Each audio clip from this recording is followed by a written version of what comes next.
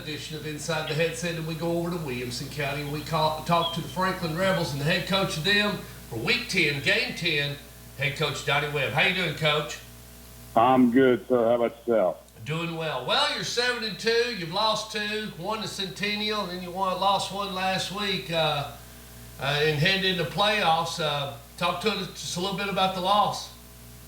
Well, I mean, it was a tough one. I'm sure it was tough to get back to work this week, just on the kids' behalf, because I thought we battled.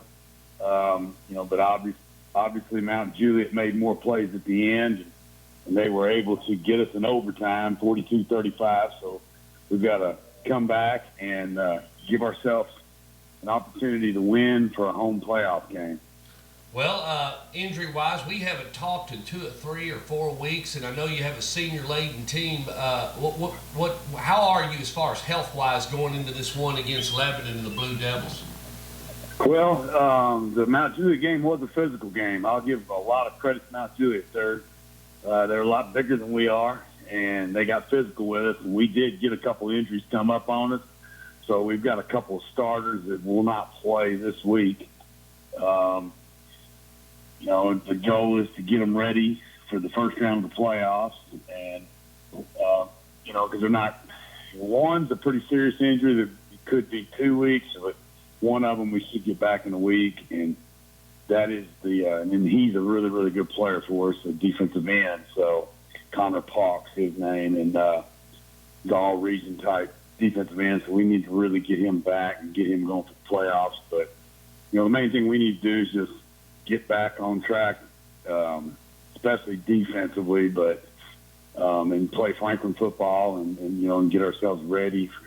November's going to be here, and that's when it gets really fun. Yeah, that's when the second season starts if the kids don't get it. But what do you feel like? I mean, and no team likes to lose, but what was one of the things that you think your guys came away with, even though they did lose? What was one of the things they said, maybe the aha moment where they said, we can't do this here in 2 weeks or 3 weeks, whatever the case may be? Really, it was really, really a good football game. It went back and forth. The biggest thing was some in overtime, which is, I'll take the blame for it, but we had a misalignment on the third down play. Okay. And then our kids watched it on film, and they were frustrated because they were like, "Oh, if we'd have been right, who knows? Now we may not have made the play, but at the same time, we would have been in a better position, and we didn't." And so they see that there were several plays out there with opportunities that we left out there. So there's a lot of excitement to get back to work and give ourselves an opportunity to get a shot at them in the playoffs, but we just got to finish up the region here with Lebanon here this Friday night, and then from there, like you said just a moment ago, it's a new season. Well, seeing it how that is and realizing that and that aha moment and everything, even though you kind of lose, you kind of kick yourself in the tail, but if you know it now, and then you don't want to try to make that same mistake when we get into the playoffs or whatever. It could be a game-changing moment where you tell your guys, everybody hold still. We're going to go a long count on this one, see if we can get them jump off sides. Whatever the case may be, that's where we find out. How much better did you get from week 1 to week 10 or whatever the case may be? Am I right or wrong, Coach? Oh, you're exactly right. And and that's the thing. This time of year, if you're still having to practice on the little things, the little things are always the most important, don't get me wrong, but if you are having problems with snap counts and things of that nature, you might have the wrong guys out there. And right. But I totally excited for our kids, and technically there's a chance they could still win the region if McGavick was to beat Mount Juliet Thursday night, but it's not going to happen. And so in all reality, we just need to go out, have a great senior night on Friday night, play a Lebanon football team that is struggling, but at the same time they want to win as well, and then get ourselves get our dauber back up and let's go to work in the playoffs and take our best shot. Well, more than likely, with a record like that of 7-2, you're going to get to host a couple. As long as you keep winning, you'll get a couple of games right there at Franklin, won't you? We should. That was the big thing about the Mount Juliet. Because if you're the 1 seed, you're guaranteed 3. Right. And I guess you never guaranteed. You're guaranteed 3 as long as you win them. Yeah. That's right. You never guaranteed, but the first one. But then if you win, you would stay at home. So if we're good enough to play with anybody, essentially the way I look at it, it's we get a shot at West Tennessee, Whitehaven, or Cordova in the quarterfinals instead of the semifinals. And if we weren't good enough to beat them, it wouldn't happen anyway. So all we can do is worry about Franklin and go forward. Well, I got to ask you, Coach. You've got a lot of seniors. We could probably spend a lot of time, but just talking about you've probably talked a lot about the starters, but talk to me a little bit about those scout guys, those guys that come in and punch the clock, the blue collar guys that probably didn't get to see as much playing time. How have they been? How they've been contributing because they work just as hard as the starters.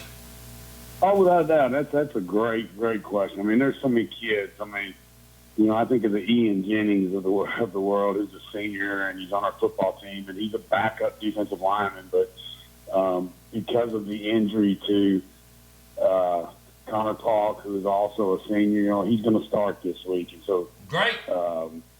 Great for him. And that's what high school football is about. It's I know it's all cliche, and we always say that you never know when your last play is and when your first play is going to become. But it's kids like that they show up, they work hard, and now he's going to get an opportunity to go out there and start.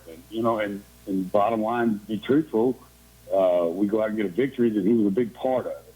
That's right. I think the players, like that. So, and there's several of them. We are fortunate. That's why we've been successful. We do have several seniors that are contributing that everybody knows the name, but.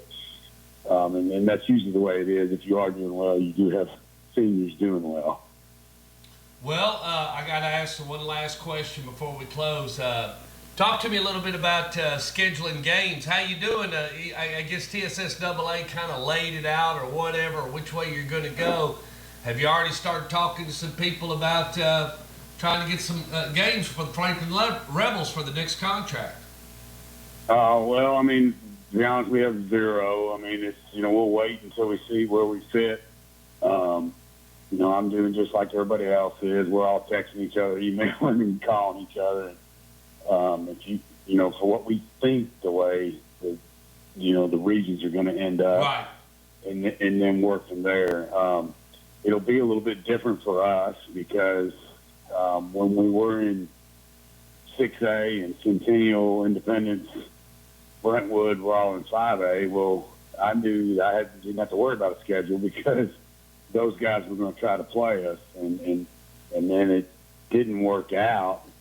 We ended up playing Riverdale, in your area, but now we're all going to be in the same region, so it'll just eventually we'll all figure out what we got and find the best opportunities because there's so much to it than just saying, hey, we'll play, because there's so much more. The football gates is just so important to the whole athletic community part of it. Well, you bring about a good point. And I thought, and whether it be Riverdale or a Blackman or an Oakland or anything, any of those teams, more than likely you're going to get tested either way. But I thought that Franklin-Riverdale game made for a good matchup regardless of what other people think. It doesn't make any difference, Yeah, you may take a loss, but yeah, you may beat them too. So, it's either now or then. So, you're going to have to get tested one time or another. So, I thought that test was good for you early in the season.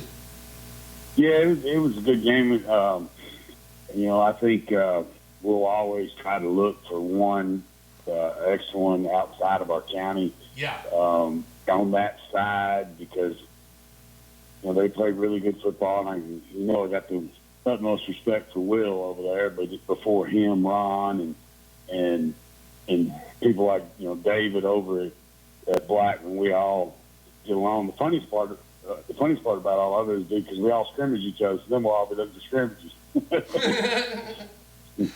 Well, Coach, I just want to stop and say thank you so much for everything you do. I know you got a game on Friday, and I wish you the best of the playoffs. I hope to get to see you sometime during the playoffs and everything. If there's anything I can do, but most of all, and hopefully I'll be in touch with you next year, and we'll do some shows and whatnot. But I can't thank you enough for your insight and just your time and everything. It's been a lot of fun having you on the show. Well, I appreciate it, man. It's been fun, and let's go Rebels. We're going to take our shot and see what happens. Well, I tell you what, next time you're over here in Rutherford County, you got my cell phone number. Ping me, and we'll hook up and have a chat. All right, man. All right, see you then. All right, have a good one. All right, bye.